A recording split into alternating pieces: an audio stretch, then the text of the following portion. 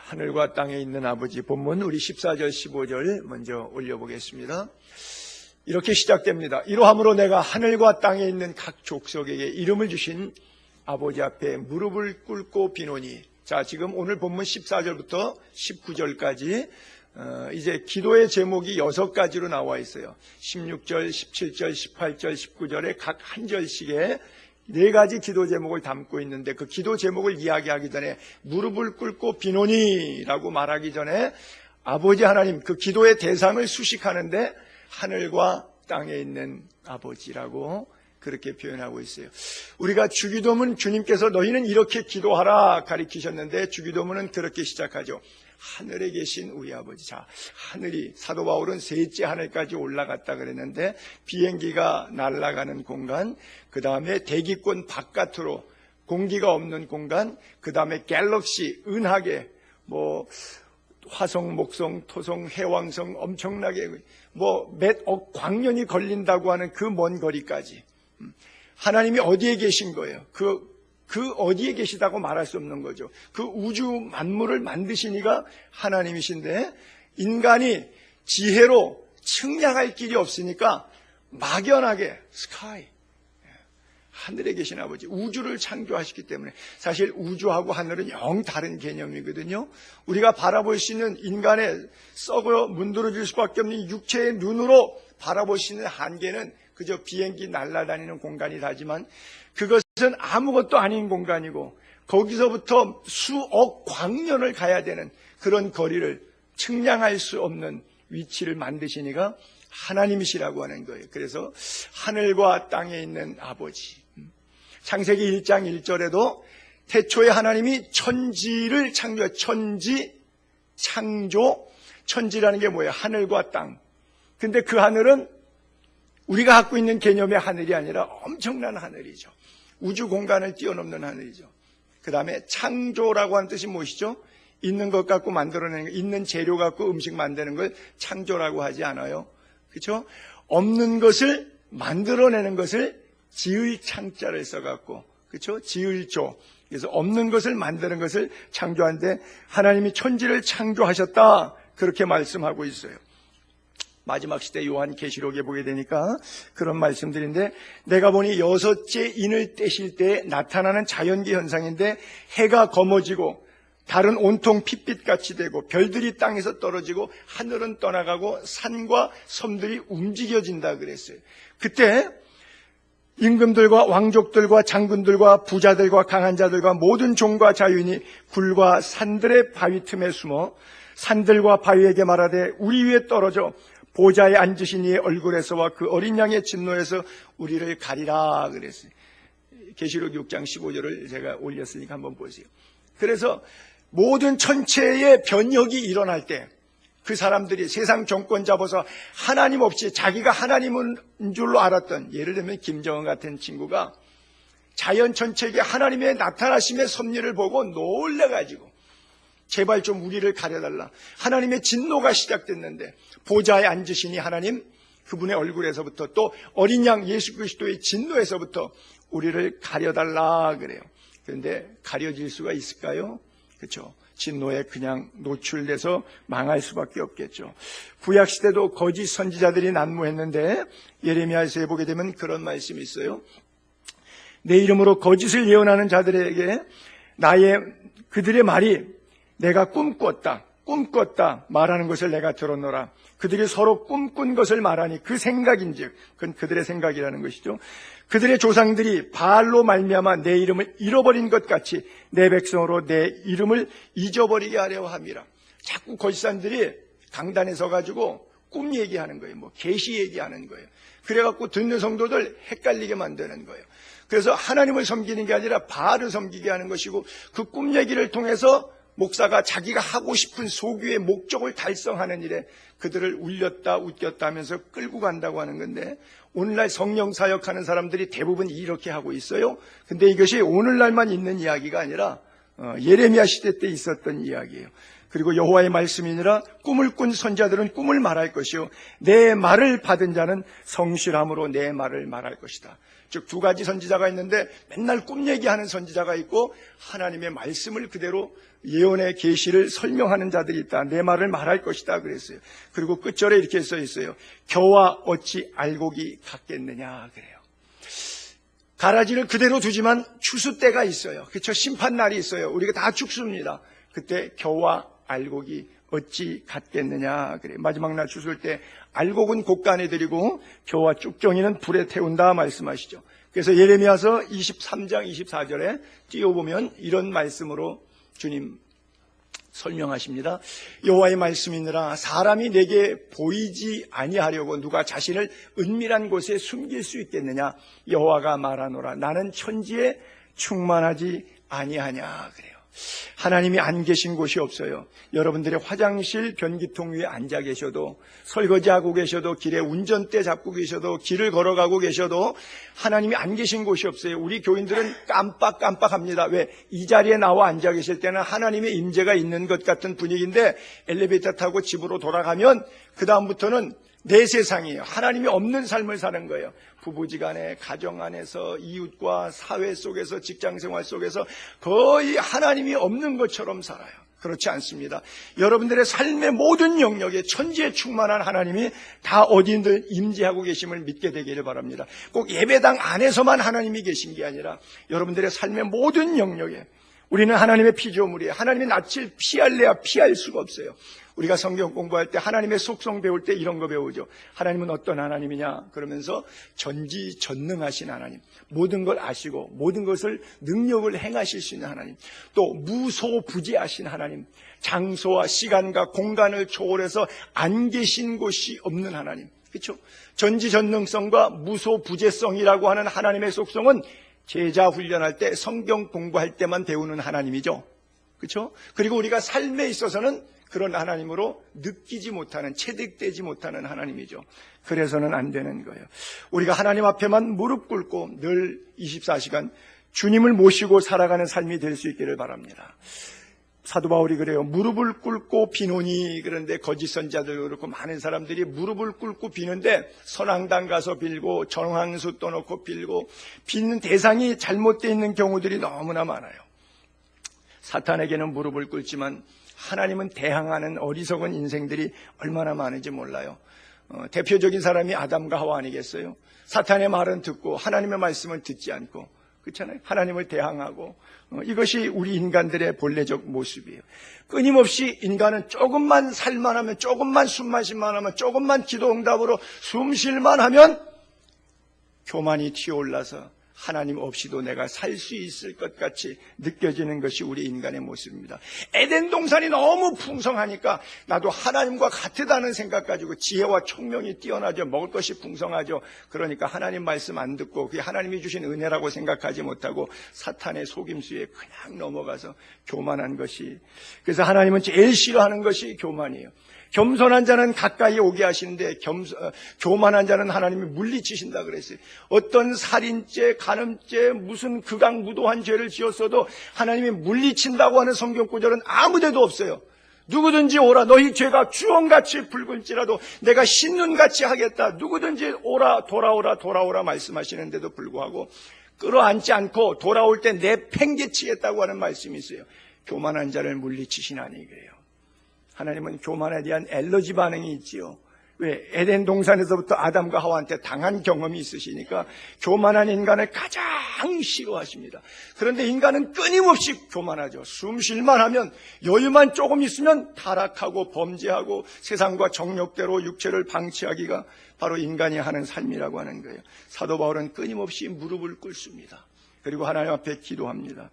무릎을 꿇고 기도했다. 사실 초대교회 성도들의 모습을 보게 되면 다 서서 기도합니다. 손을 내밀고 기도하고, 너희가 손을 펴서 거룩한 손을 들어 기도하라. 디모데전서에도 그런 표현들이 나오고요. 누가복음에도 그렇고 서서 기도하거나 손을 펼쳐서 기도하거나 이런 모습들은 있는데 무릎 꿇고 기도하는 모습은 일상적인 것은 아니었었습니다. 근데 사도 바울은 늘 기도할 때 그의 자세가 무릎을 꿇고 기도해요. 다니엘도 역시 무릎을 꿇고 기도했는데 그것은 하나님 앞에 자기가 죽은 자와 같은 모습으로 엎드리는 것을 얘기하는 거예요. 기도할 때 기도의 외형은 중요하지 않죠. 뭐 성호를 긋고 기도하거나 성호를 긋지 않고 기도하거나, 우리는 성호를 긋지 않지만 천주교에서는 성호를 긋죠. 천주교에서는 성호를 긋을 때 손을 자유로 하고 위에 성부와 성자, 성령, 제가 가진 제 모습 속에서는 왼쪽 어깨에서 오른쪽 어깨로 가고, 동방 종교에는 서방 종교가 갈라졌는데 오르토독스라고 하는 종교에는 꼭 성부와 성자와 성령을 상징하니까 삼지를 지어야지 손을 자유로 하면 안 되죠. 반드시 삼지를 지고 성부와 성령 같은데 반드시 오른쪽 어깨에서 왼쪽 어깨로 합니다. 왜? 양과 염소 우측 좌측 나눌 때 우측 우위권이라고 하는 성서 신학 때문에, 동방종교의 신학은 그래요. 그래서 반드시 성부와 성자, 성령 이렇게 기도하죠. 그 개신교는 아예 하지도 않는 것이죠. 그럼 기도를 하느냐 안 하느냐, 기도의 내용에 진실성이 담겼느냐, 중언부언하느냐, 이게 핵심이지. 기도할 때 성호를 걷느냐 안 걷느냐. 성호를 긋고 기도했다고 해서 하나님이 너 왜 성호 긋고 기도하는 거야? 절대 야단치지 않습니다. 그셔도 좋습니다. 그리고 성호를 안 긋고 그냥 기도해도 너 왜 성호도 안 긋고 기도하냐? 야단치지 않습니다. 기도하냐 안 하느냐, 그 기도에 중언부언이냐 간절함이 담겼느냐, 영과 진리를 담았느냐, 그것을 가지고 물을 거예요. 그래서 저는 정교회권에서 있을 때 정교회 신자들이 개신교에 왔지만 문화적으로 늘 성호를 긋던 습관이 있어서 제가 그들 결혼 주례했을 때는 저도 성호를 그어주었습니다. 기도하면서. 왜? 그들이 그것이 기도로 받아들이고 있으니까. 문화적인 면에 있어서 유대인에게는 유대인 모습으로, 바울이 할례를 받았지만 무할례자에게는 무할례자의 모습으로, 여러 사람에게 여러 모습으로 다가가서 복음을 전하는 것은 할 수 있거든. 내 문화를 지키는 것이 아니라 한 영혼도 더 구원받게 하기 위함이라 그런 표현을 쓰고 있어요. 어쨌든 사도 바울이 무릎을 꿇고 기도하는데 16절, 17절, 18절, 19절 한 절씩 보게 되면, 첫 번째가 16절에 성령의 능력으로 말미암아 너희 속사람을 강건하게 해달라. 그리고 17절에는 믿음으로 말미암아 하나님께서 너희 마음에 있어서 사랑 가운데 뿌리가 박히고 터가 굳어지게 해달라. 18절의 세 번째 기도 제목은 능히 모든 성도와 함께 지식에 넘치는 그리스도의 사랑을 알게 해달라. 그리고 마지막 네 번째 19절의 기도 제목은 그 사랑이 넓이, 깊이, 높이, 깊이가, 길이 어떠한 것인 줄 깨달아 하나님이 충만하신데, 하나님의 충만하신 데까지 너희가 충만하게 자라가기를 원한다. 이 네 가지 기도 제목을 사도 바울이 했어요. 먼저 16절, 17절 한번 올려볼게요.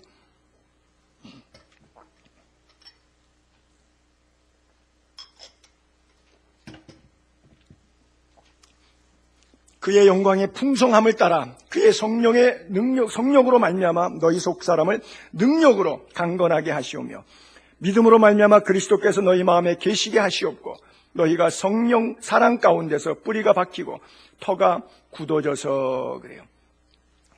자, 요 구절을 다시 압축했어요. 그 다음 구절을 한번 볼게요. 성령으로 말미암아 속 사람이 건강하다. 그 다음에 믿음으로 말미암아 그리스도가 너희 안에 거하시도록, 우리 안에 계시도록 그래요.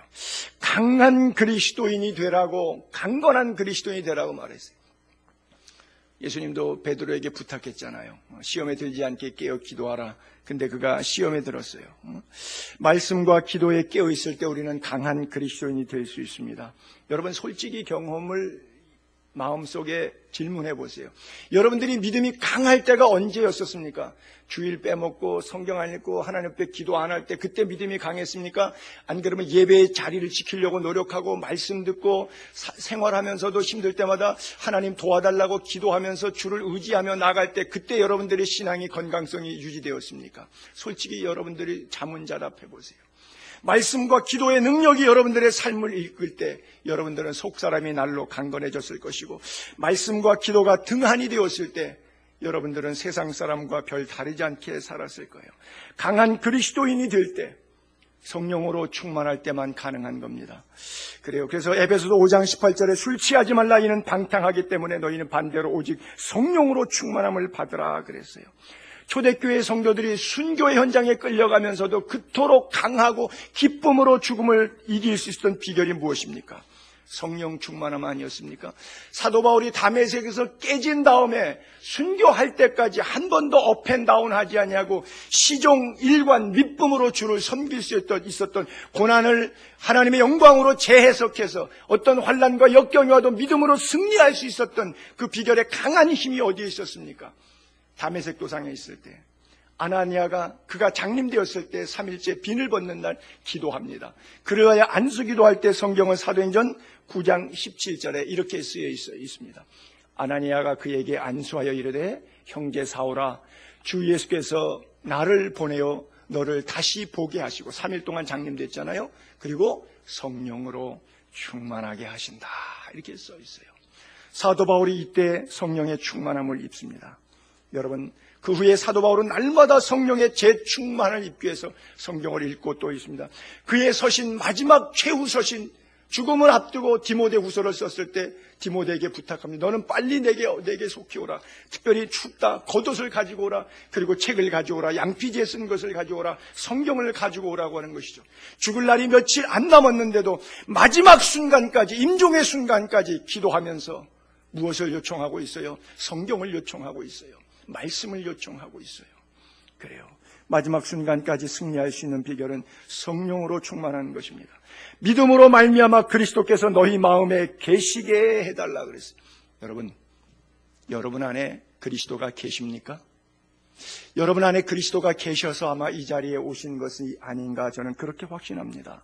계신다라고 하는 것이 머물다라고 하는 뜻이에요. 그리스도가 내 안에 머물다라고 하는 거예요. 자, 머물긴 머무는데 여러분들이 잠깐 어디 여행을 가서 호텔에 머물렀어요. 그것도 머문다 그래요. 내가 집에 머물고 있어요. 그것도 머문다고 그래. 똑같이 머문다는 단어를 쓰지만 잠시 지나가는 과경 속에서 일시적으로 순간적으로 머무는 것과 영구적으로 정착해서 머무는 것은 다른 거예요. 많은 신자들이 예수가 그들의 가슴에 머뭅니다. 예배 시간에는 적어도. 그러나 일상의 일주일 동안의 삶의 현장에 그들의 일터에서 가정 속에서는 그리스도 머물지 않습니다. 내 인생이 내 것입니다. 적어도 예배 시간에는 내 인생이 하나님으로부터 왔다는 확신이 분명한데 세상으로 돌아갈 때는 예수님이 상관이 없어요. 예수님이 잊어졌어요. 예수 말씀이 기억이 나질 않아요. 그리고 내가 살아왔던 삶의 스타일 방식, 내게 익숙한 그런 성향의 어떤 삶을 그대로 고집하면서 내 생각과 고정관념의 틀에서 벗어나지 못하고 삽니다. 교회에 오면 하나님의 성령의 말씀이 들려지는데 일주일 동안 돌아 살 때는 들려지지 않는 거예요. 사도 바울이 에페소 교회 교인들이 업앤다운하는 문제가 여기에 있구나. 그래서 기도합니다.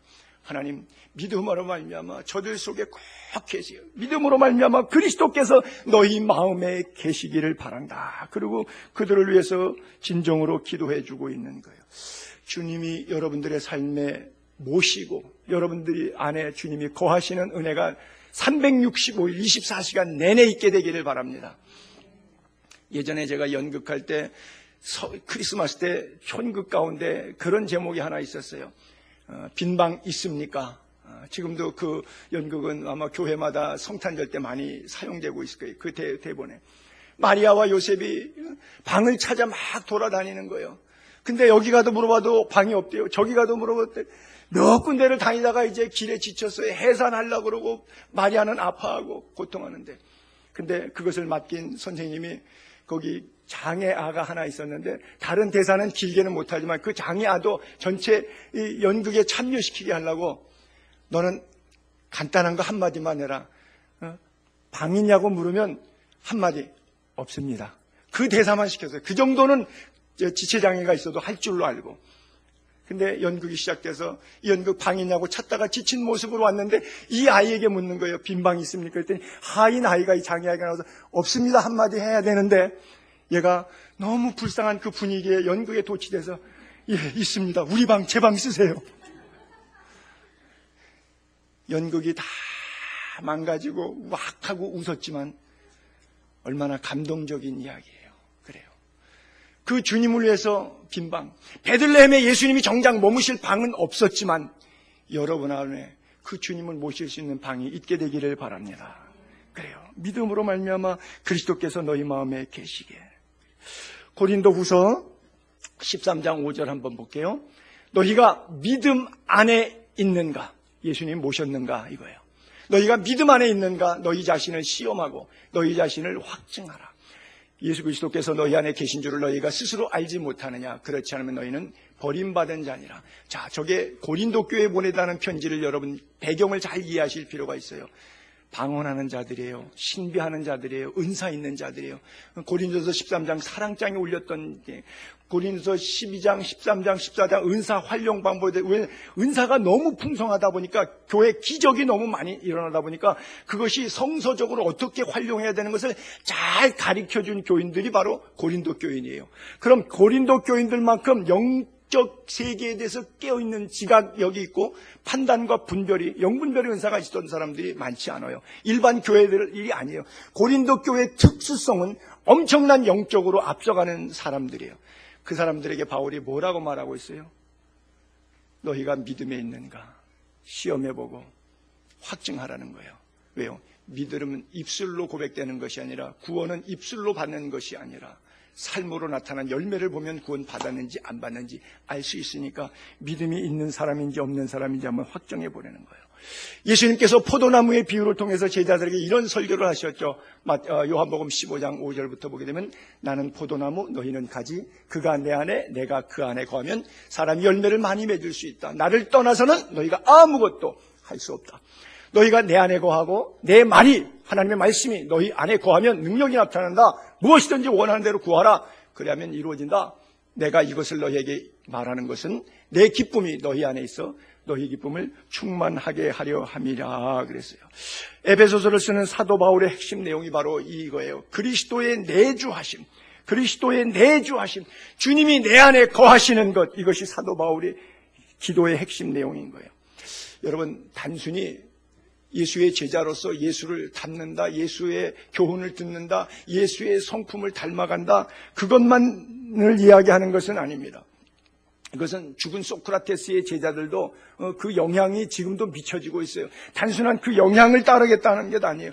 365일 24시간 내내 여호와의 임재를 느끼는 것. 죽었다가 살아나신 예수님께서 오늘도 하늘 우편에서 우리를 위해 기도하시는 그 그리스도를, 예수 그리스도를, 십자가의 보혈의 능력의 주님을 경험하게 되기를 바랍니다.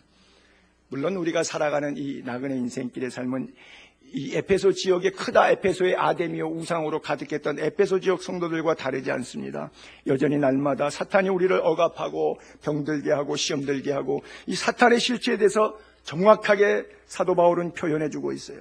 오직 예수 그리스도를 통해서만 사탄의 권세를 제어할 수 있다는 승리의 비결이 있다는 것을 말해주고 있어요. 여러분, 우리가 잠시 방심하면 사탄은 여지없이 우리의 치명타를 명치를 날립니다. 그래서 우리가 패배하게 되죠. 그렇기 때문에 우리가 마지막 하나님 나라 갈 때까지 아무에게도 종말론은 완성되지 않았어요. 끝까지 떨며 두려움으로 구원을 이루는 여러분 될 수 있기를 바랍니다. 영적 선한 싸움 잘 싸워야 돼요. 설교자들이 설교하는 모습을, 저도 설교자이기 때문에 남의 설교를 무척 많이 듣습니다. 또 설교학 공부하는데도 일주일에 한 번씩 찾아갑니다. 그리고 또 설교학 강의를 하러 또 일주일에 1시간씩 내가 강의하러도 또 갑니다. 많이 들어보면 대충 답이 나와요.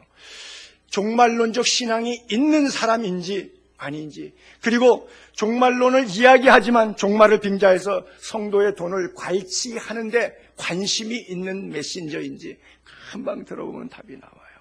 그래요. 그래서 우리는 정말 내주하시는 주님의 은총 가슴속에 꽉 채워 살게 되기를 바라고요. 노후 준비하지 말라는 것은 아니지만 제발 우리 교인들에게 늘 부탁하는 거, 사후 준비를 더 잘 하시게 되기를 바랍니다. 자, 17절로 넘어갈게요.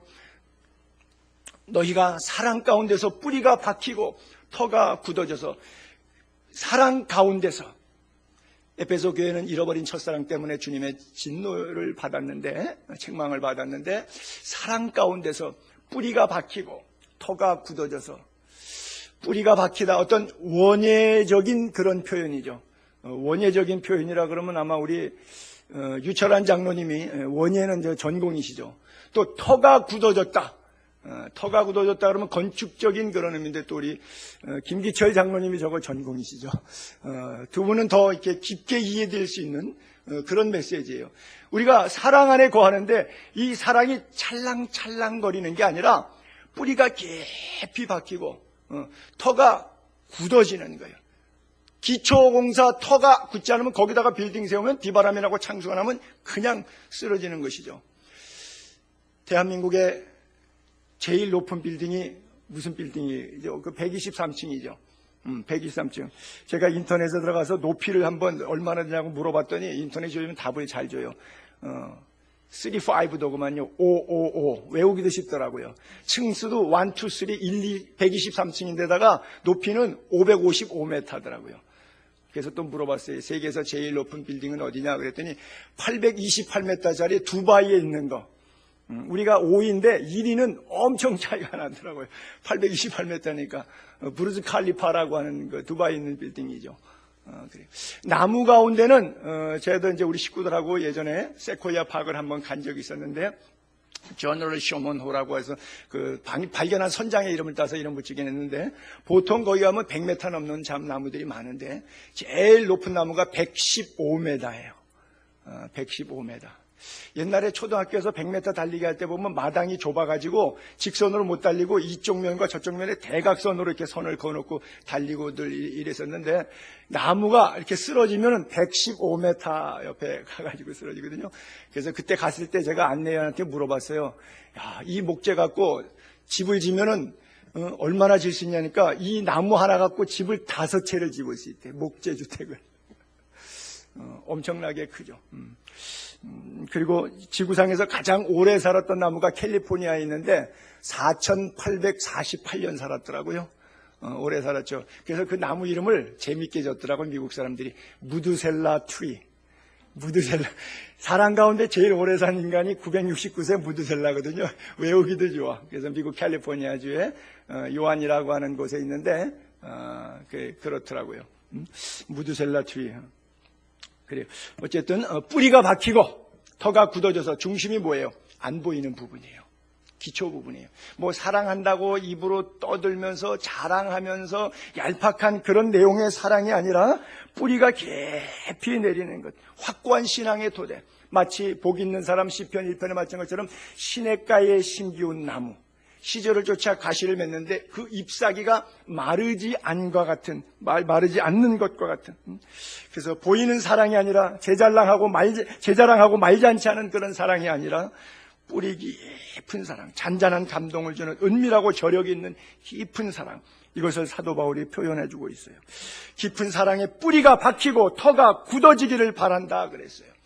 예루살렘으로 실망해서 예루살렘을 떠나지 말라 그랬는데 굳이 떠나서 엠마오로 가던 제자들, 그냥 예수님이 십자가 지고 고난당하니까 고난을 못 이겨서 예수 따랐던 거 메시아 내가 잘못 믿었구나, 더 이상 예수 믿을 필요 없구나, 그러고 세상으로 다시 엠마오로 돌아가던 두 제자 예수님이 찾아오셔서 그들에게 말씀을 주실 때 그들이 다시 일어나서 우리와 유하 사이다, 그들 속에 거하시면서 주님께서 말씀을 주셨을 때 그들이 심령이 뜨거워져서 다시 예루살렘으로 올라가서 사명을 회복합니다. 사랑을 베푸는 자리에 그들이 다시 섭니다. 여러분, 그리스도의 사랑이 깊어지는 은혜가 있게 되기를 바랍니다.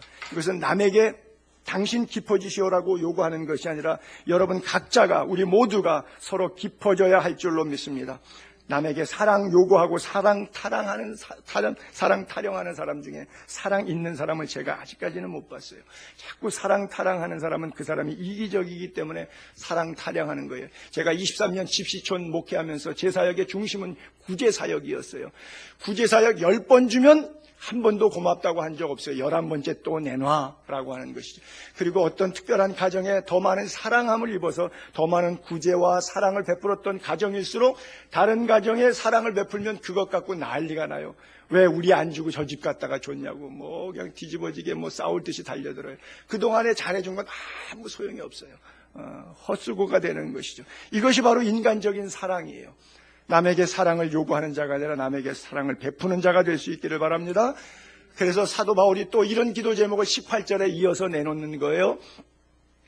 능히 모든 성도 함께 지식에 넘치는 그리스도의 사랑을 알고, 전자의 사랑이라고 하는 것은 성도끼리의 사랑이에요. 마치 에베소 교회 첫사랑을 잃어버렸다, 교인들 사이에 서로의 사랑함이 상실되었을 때를 얘기하는데, 이제는 교인들의 사랑이 어디서부터 오는지 근간적인 뿌리는 그리스도의 사랑이에요. 여러분, 내가 목사인데 성도들 사랑해야지. 그리고 뭐 위선적으로라도 노력해서 목사니까 하려고 하는 사랑, 우리끼리의 사랑, 이것이 위대할 것 같아요. 이것이 힘이 있을 것 같아요. 안 그러면 성령이 강압적으로 내게 은혜를 주어서 십자가의 사랑이 내 가슴을 적셔서 내 안에서 행위와 상관없이 뜨겁게 자원적으로 자발적으로 나오는 사랑이 더 뜨거운 사랑, 진짜 사랑이겠어요. 바로 그거예요.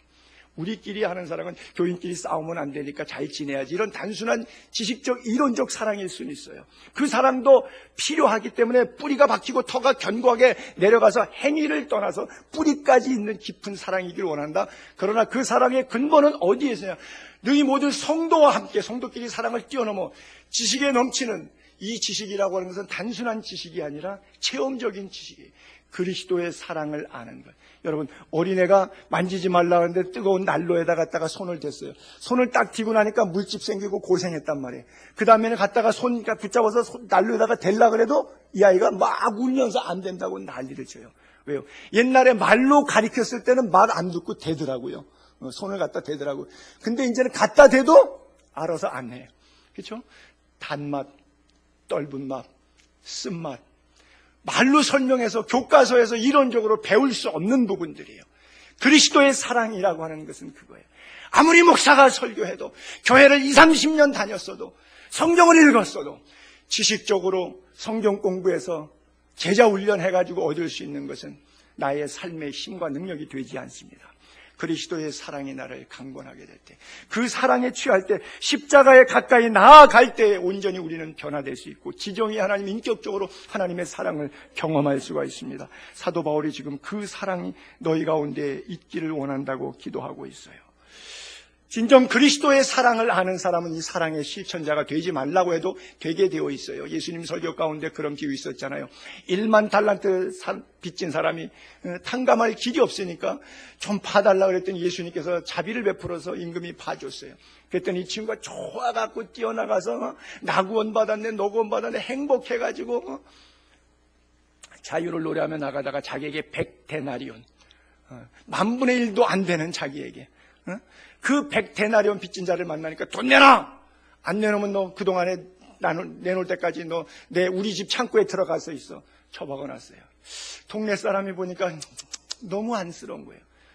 1만 달란트를 탕감받았는데 고잘난 100데나리온을 빚진 사람에게 이렇게 무자비하게 할 수 있고 100만 분의 1도 안 되는 금액 때문에 사람을, 인격을 이렇게 짓밟을 수 있을까?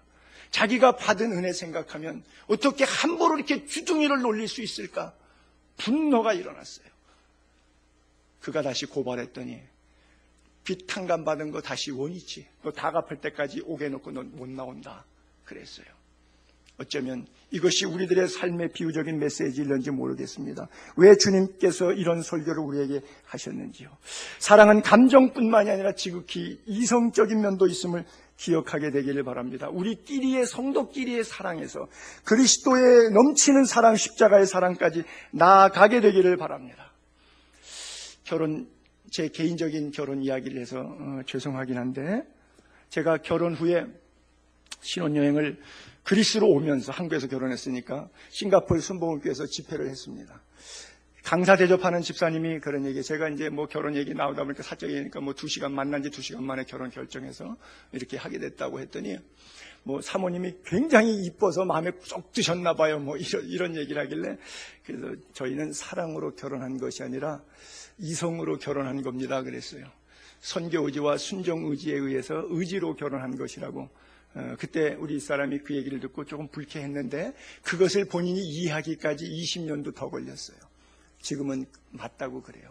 사랑과 감정으로 결혼한 사람과 남자와 여자를 창조하신 하나님이 인간을 왜 결혼케 하시고 가정이 무엇인지, 남편의 목적과 아내의 목적이 무엇인지 성서적으로 제대로 배웠다면 그 지정의가 확실할 때 그 안에 있는 감정은 힘이 있지만 지정의의 하나님, 인격적인 하나님으로 말씀에 의거한 사랑이 없이 이루어지는 결혼은 그건 단순한 감정 싸움일 수밖에 없어요.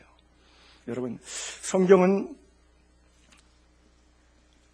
에베소서의 결혼의 신비를 그리스도와 교회의 관계로 설명하고 있는데 다음에 나오겠지만 먼저 잠깐 볼게요. 에베소서 5장 12절, 22절부터 볼게요. 잘 보세요. 아내들이여 자기 남편에게 복종하기를 주께 하듯 하라. 그 다음에 부부관계를 설명할 때 이런 표현을 쓰시는 거예요. 남편이 아내의 머리됨이 그리스도께서 교회의 머리죠. 그리스도는, 예수 그리스도는 이 교회의 머리입니다. 이 교회의 머리가 누구예요? 손영삼이에요? 아니죠. 이 교회의 머리가 그리스도죠. 이 얘기예요. 그리스도께서 교회의 머리됨 같다. exactly same이에요. 그가 바로 몸의 구주시라. 자, 이거를 뒤집어서 남편은 아내에게 말씀드립니다. 남편이 내 머리래요. 내 브레인이래요. 나의 명령기관이래요. 듣는 부인 가운데 그런 게 있어요. 아이고, 남편이 내 꼴이지 무슨 머리냐. 그렇게 생각하는 분도 계실런지 몰라요. 그리고 그가 바로 몸의 구주예요. 남편이 여러분들의 구세주래요. 구세주, 웃기고 앉았네. 남편, 야, 내가 네 구세주다. 그러나 교회가 그리스도에게 하듯 아내들도 범사라고 하는 것에서 여러분들의 삶의 영역에 벗어날 수 있는 공간은 0.1%도 없습니다. 범사는 anywhere, any situation, anything 다 들어가 있는 거예요. 범사에 자기 남편에게 복종할지니라. 그래서 22절에 복종으로 시작해서 끝에도 복종인데 그 복종의 관계를 남편과 아내 사이에 어떤 관계로까지 설명하고 있는지 성경이 이렇게 그리스도와 교회의 관계로 아내와 남편 관계. 그래서 왜 결혼하는지, 왜 남편 되고 왜 아내 되는지를 이해할 필요가 있어요. 다음 절 볼까요? 남편들에게 주신 메시지. 남편들아, 아내 사랑하기를 그리스도께서 교회를 사랑하시고 그 교회를 위하여 자신을 주심같이 하라. 그렇죠? 그리스도께서 교회를 사랑했는데 남편이 아내를 사랑해서 아내를 위해서 다 주는 거예요. 물질도 주고 재산도 주고 몸도 주고 전문 지식도 주고 아내가 부족한 부분들을 부족한 짧은 지식들을 남편이 또 아는 전문 지식으로 또 채워주고 교회를 위해서 다 주는 거예요. 아내를 위해서 다 줘요. 그 사랑이 끝이 없어요. 그리스도께서 예수님이 교회를 사랑해서 줬는데 십자가에 물과 피를 다 줬어요. 그리고는 26절에 물로 씻어 말씀으로 깨끗하게 하사 거룩하게 하시고 자기 앞에 영광스러운 교회로 세웠어요. 아내를 영광스럽고 거룩하고 깨끗한 아내로 세상 앞에 세우는 그런 남편. 그리고 티나 주름 잡힌 것이나 이런 것이 없도록 아내의 결점이나 아내의 못난 부분 전부 커버해서 거룩하게 만들어주고 흠이 없게 만들어주고 그런 남편. 이것이 바로 그리스도와 교회의 관계성에서 남편이 어떻게 아내를 사랑해야 될지를 설명하고 있어요. 그렇게 하는 아내들, 그렇게 하는 남편들이 있다 그러면 전혀 문제가 없겠죠. 흔히 결혼하는 부부들이 서로 왜 힘들어하고 몇 번씩 계속 살아야 하나 고민하면서 사는지 여기에 대한 정답을 그리스도와 교회를 통해서 사도 바울은 가리키고 있어요. 여러분, 이건 사도 바울의 메시지가 아니에요. 지금 오늘 우리에게 주시는 성령의 메시지예요. 왜냐하면 사도 바울은 장가를 가본 적이 없는 사람이에요. 그 내용을 알 길이 없는 사람이에요. 이 성경은 하나님의 감동으로 받아서 우리에게 가르쳐주고 있는 거예요. 지금 시간과 공간을 초월해서 우리에게 설교하시는 성령님의 음성인 거예요. 그래요. 성경은 부부관계를 이렇게 가르치고 있지만 우리는 반대로 요구하는 거예요. 봐봐, 아내를 좀 사랑하랬잖아. 사랑도 못하는 주제에 머리 노릇하려고 그래. 이래서도 안 되고 남편을 머리로 모셨으면 복종해야 되는데 남편은 또 거꾸로 아내에게 요구하죠. 사랑해 주지도 않으면서 복종이나 하라고 끝까지 복종만 요구하고 사랑할 줄 모르는 남편이 된다면 그 역시 다 틀리는 것이죠. 절대 복종하는 아내를 사랑하지 않는 남편은 없을 겁니다. 또한 남편이 자기 자신을 희생하면서 아내를 영광스럽고 거룩하게 사랑한다면 복종하지 않는 아내는 결코 없을 겁니다. 그래요. 우리는 끊임없이 배워야 합니다. 박사학위 2-3개 가지고 있다고 해도 성경에 무지하다면 미안하지만 정말 무식하고 피곤하게 인생을 살 수밖에 없습니다. 그 사랑을 알라고 말씀하고 있어요. 자, 19절 마지막 4번째 기도의 제목을 보시죠. 그 너비와 길이와 높이와 깊이가 어떠함을 깨달아 하나님의 모든 충만하신 것으로 너희에게 충만하시기를 구하노라 그래요. 여러분, 사랑에는 한계가 없죠. 이건 측량이 불가능하다는 것이고요. 표현할 길이 없다 보니까 단순 열거법에 그냥 측정 단위를 나열한 거예요. 넓이, 좌우의 넓이를 재거나 앞뒤 길이를 재거나 상하관계에 있어서 높이나 아래로 바다의 깊이나 결국 다 똑같은 이야기입니다. 다 똑같은 말이에요. 계속 열거하는 얘기는 세상 단어로 열거할 수 있는 것 있다 하면 측정 단위를 지금 사도벌이 다 들이대고 있는 거예요. 저건 한마디밖에 안 되는데 그걸 그냥 표현할 길이 없으니까 있는 단어란 있는 단어는 다 갖다가 주워대고 나열하고 열거하고 있는 거예요. 왜? 하나님의 사랑이 어떠한 것인지 깨닫게 해주는데 뭐 표현할 길이 없는 거예요. 여러분, God is love. 하나님은 사랑이라고 성경을 써있는데 이 단어를 설명할 길이 없어요.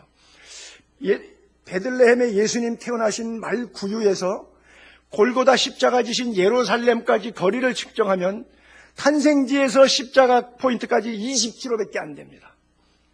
20km. 그 길이를 재면 20km밖에 안 돼요. 그 안에 사랑 이야기를 설명해야 되는데 20km라고 하면 충분히 설명할 수 있을 것 같죠. 그러나 그 20km 안에서 이루어진 사랑 이야기는 측량할 길이 없어요. 왜냐하면 하늘 보좌를 버리고 인카네이션, 성육신 하셔서 골고다의 무덤에 안치하시기까지 그리고 부활해서 다시 천국에 올라가시기까지 온 인류를 사랑해 오셨던 하나님의 사랑의 이야기를 표현할 방법이 없어요. 형언할 길이 없는 거예요. 그래요. 그래서 바울이 이렇게 그냥 단순 나열하고 있는 거예요. 여러분, 하나님의 사랑, 저는 그렇게 늘 표현하는 걸 좋아하는데 하나님의 사랑이 얼마나 큰지요. 이스라엘 백성들 40년 광야에 있을 때 우리를 애굽에서 인도한 우리 하나님이라고 해서 금송아지 만들어 놓고 널뛰면서 음란하고 우상 숭배할 때 그날 아침에도 만나 먹었고요. 그 다음 날도 만나를 주신 하나님이에요. 우상 숭배하는데 뭐가 이뻐서 좋다고 세상에서 내 인생이 내 것이라고 자행자제하면서 마음껏 살아가는데도 하나님은 여전히 만나를 주시네요. 저 같은 못된 목사 같으면은 40일 금식, 단체로 40일 동안 만나 안 줘버리면 자기들 어떡할 거예요? 그 전날 만나는 24시간 지나면 썩고 곰팡이 나서 먹을 수 없는 시대에 농사 안 졌죠? 광야죠? 여유분 없죠? 기껏해 돈이나 금은부치 같은 거 뭐 이런 거, 이런 거 좀 살림살이 갖고 있어봐야 그 살림살이 뜯어 먹을 것도 아니고 양식이 하나도 없어요. 정말 하나님이 만나 안 주시면 그 다음날부터 생으로 굶어야 돼요. 저 같으면 40일 단체 금식시킵니다. 요것들 은혜 고마운 줄 좀 알아라. 근데 하나님은 제가 아니잖아요. 이렇게 옹졸한 목사가 아니잖아요. 그러니까 또 그럼에도 불구하고 만나는 주시잖아요. 이 하나님의 사랑을 어떻게 인간의 좁은 머리로 이해하고 측량하고 표현할 수가 있겠어요? 그 하나님의 충만하신 사랑이 하나님의 모든 충만하신 것이 너희에게도 충만했으면 좋겠다라고 하는 거예요. 그리스도를 닮은 자의 삶이라고 하는 거예요. 우리는 이 하나님의 사랑을 너무 악용합니다. 그렇죠? 조금 숨 쉴만 하면 자꾸 악용해요.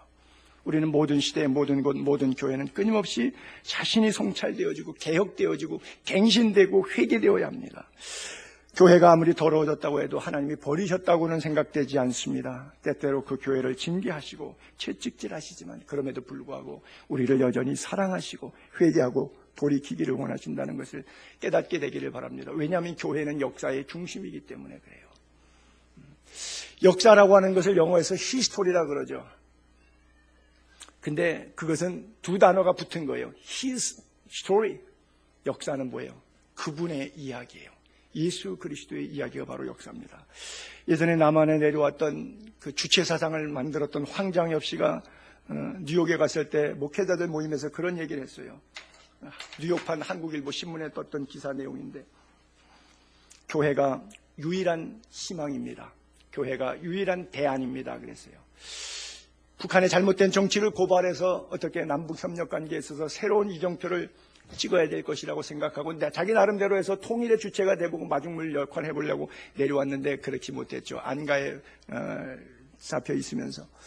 그리고 때가 됐을 때 어느 정도 지났을 때 미국에서 유엔에서 초청해서 갈 기회가 있었는데 가서 드디어 입을 열어서 했던 말이 그동안에 몇 년 지나면서 자기가 남한에서 느꼈던 모든 것들, 이건 정치적으로 풀 수 있는 게 아니었구나. 이거 외교적으로 풀 수 있는 게 아니었구나. 이거 경제적으로 풀 수 있는 것이 아니었구나. 라고 나름대로 느낌을 종합해서 자기의 개인적인 소감을 표현한 거예요. 목사님들, 교회만이 유일한 대안입니다. 교회가 유일한 희망입니다. 그런 얘기를 했어요. 그것이 통일의 마중물에 있어서 교회의 역할에 대해서 무엇을 얘기하는지 여러분들은 이해하실 거예요. 세상 역사라고 하는 것은 전부 왕들의 역사고 장군들의 역사고 힘 있는 자의 역사고 권력가의 역사를 기록하고 있지만 기독교의 역사는 성도의 삶을 기록하고 있습니다. 십자가의 길을 따르기 위해서 묵묵히 순교 현장에서도 그리스도를 부인하지 않고 천국 소망을 향해서 하늘 가는 밝은 길을 걸었던 성도의 삶을 기록하고 있는 것이 교회의 역사입니다. 신약 교회 2000년 피의 역사입니다. 그래서 사도 바울은 고린도후서 6장 9절과 10절에 이렇게 표현해주고 있습니다. 비록 초대교회 성도들, 그들의 모습은 무명한 자 같지만 유명한 자다. 죽은 자 같지만 살아있다. 징계를 받는 것 같지만 죽임당치 않는다. 근심하는 것 같지만 항상 기뻐한다. 가난한 자 같지만 많은 사람을 오히려 부유하게 한다. 아무것도 없는 자 같지만 모든 것을 가진 사람이다. 그래요. 세상 역사는 주권이 바뀝니다. 메대와 파사로, 바벨론으로, 헬라 제국, 로마 제국으로. 그러나 다니엘이 꿈꿨던 시대의 마지막 시대에 하나님의 나라의 역사를 다니엘서 2장 44절에 이렇게 기록하고 있습니다. 이 여러 왕들의 시대, 바벨론, 메데, 파사, 헬라, 로마 이런 여러 왕들의 시대, 하늘의 하나님이 한 나라를 세우시리니 새하늘과 새 땅, 이것은 영원히 망하지도 아니할 것이요 그 국권이 다른 백성에게로 돌아가지도 아니할 것이요 도리어 이 모든 나라를 쳐서 멸망시키고 영원히 설 것이니라. 그 나라를 우리가 바라봅니다. 그 나라의 임재에 대한 현존성, 하나님의 나라가 여러분들의 가슴에 즉 내주하심으로 강력히 있기를 바랍니다. 사도 바울이 이것을 에베소 교회에 가리키고 있고 기도하고 있는 거예요. 여러분, 사탄은 틈만 있으면 들어올라 그래요. 부부 사이에도, 직장에서도, 일터에서도, 심지어 교회 안에서도 틈만 있으면 사탄이 파고 들어와요. 여러분, 절대 틈을 두지 않고 예수 그리스도로 성령으로 가득 차게 되기를 바랍니다. 그래서 성경을 계속 반복해서 성령 충만이라고 그래요. 충만, 가득 찼어요. 더 이상 일본말로 이빠이라고 그러죠. 더 이상 들어갈 공간이 전혀 없는 것, 예수로 가득 차게 되기를 바랍니다. 그래서 예수님께서 제자들에게 나와 함께 다니라. 여러분, 집 소지됐다가 나갔다가 7기션 더 들어온 얘기 나올 때 바로 이게 나와 함께 안 다니면 이렇게 되라고 예화 설교하시는 게 그 부분이에요. 우리 한번 그 부분 잠깐 볼게요. 예수님이 제자들에게 나와 함께 아니하는 자는 나를 반대하는 자요, 나와 함께 모으지 아니하는 자는 해치는 자란 말이에요. 그러면서 함께 100% 주님과 동행, 내주하심의 역사를 이야기하기 위해서 예를 든 것이 그 다음 구절부터 예를 들은 이런 설교예요. 더러운 귀신이 사람에게 나갔다가 물 없는 곳 다니고 쉬기를 구하되 얻지 못하고 이르되 내가 나온 집에 한번 다시 돌아가 볼까? 가서 보니까 집이 청소됐어. 수리돼서 깨끗해. 야, 좋다. 그러니까 더 악한 귀신 7 데리고 들어가서 거기 사는 거예요. 거하니 예수가 거해야 되는데 그들이 거하는 거죠. 사탄이. 그 사람의 나중 형편이 전보다 더 심하게 되었느니라 그래요. 바로 그 구절에서 나온 거예요. 도덕적 개선은 악한 영을 일시적으로 떠나게 할 수 있지만 하나님을 모실 수는 없습니다. 그래서 무신론자들의 착한 것은 위선일 수밖에 없어요. 왜냐하면 다시 7 귀신이 찾아온 삶을 살 수밖에 없기 때문에 그래요. 여러분, 자연도감에 보게 되면 그런 게 있거든요. 새들이나 꿀벌들은 자기들이 둥지를 털어서 왔다 갔다 하고 사는데 어떤 병균이 침입해 오면 둥지를 버리고 그냥 이사를 가버린대요. 그래서 병 걸리지 않고 그리고 또 다른 지역에 가서 병균이 침투하지 않는 곳으로 새로운 둥지로 이사를 한대요. 참 자연생물계도 하나님이 주신 독특한 어떤 그 면역성 기능의 지혜와 영적인 은혜가 있는 것 같아요. 그래요.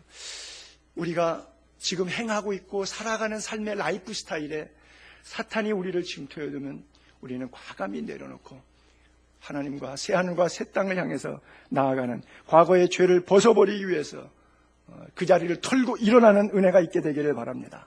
그래요. 절대 죄가 내 안에 들어오지 못하도록. 여러분, 병을 갖다가 바다에다가 던지면 병이 뜨다가 나중에는 이제 서서히 물이 들기 시작하면 물이 들어가기 시작하면 나중에 꼬르륵 가라앉아 버려요. 그런데 병을 단단하게 밀봉해서 바다에다가 던져놓으면 그 병은 절대 물이 들어가지 않기 때문에 가라앉지 않습니다. 세상 오염이 사탄의 역사가 여러분 안에 침투하면 그냥 빠져버릴 수밖에 없어요. 시험에 빠질 수밖에 없어요. 여러분 성령으로 인봉하기를 바랍니다. 인봉하고 또 도장치게 되기를 바랍니다. 그래서 죄가 와도 그냥 여전히 자유롭게 둥둥 떠날 수 있는, 은혜의 바다에 자유롭게 헤엄칠 수 있는 영의 자유함이 있게 되기를 바랍니다.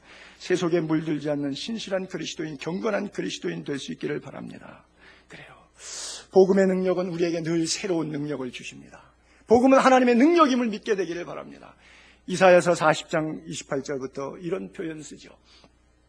영원하신 하나님 여호와, 땅 끝까지 창조하신 이는 피곤하지 않으시며 곤비하지 않으시고 명철이 한이 없으시다.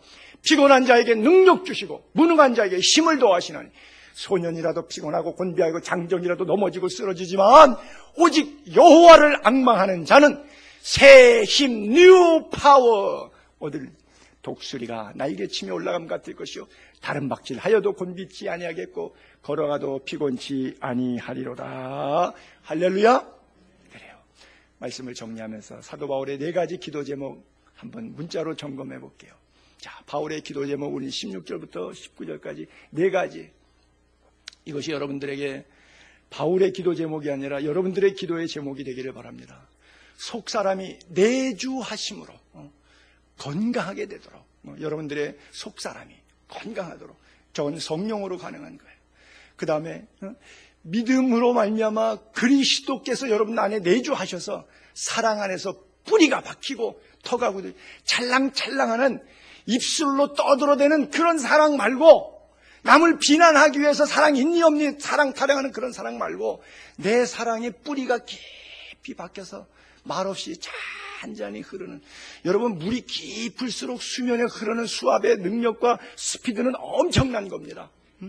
그런 제발 좀 뿌리가 박히고 터가 굳어진 사랑.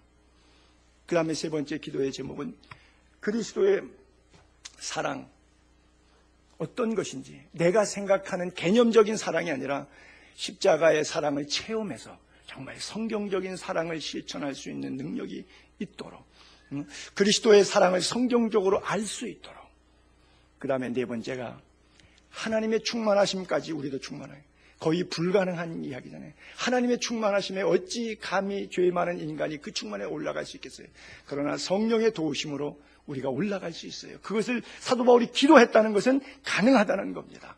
여러분 부디 여러분들의 나그네 인생길 삶 속에서 하나님의 충만하심이 우리에게도 충만하게 되기를 주의 이름으로 축복합니다.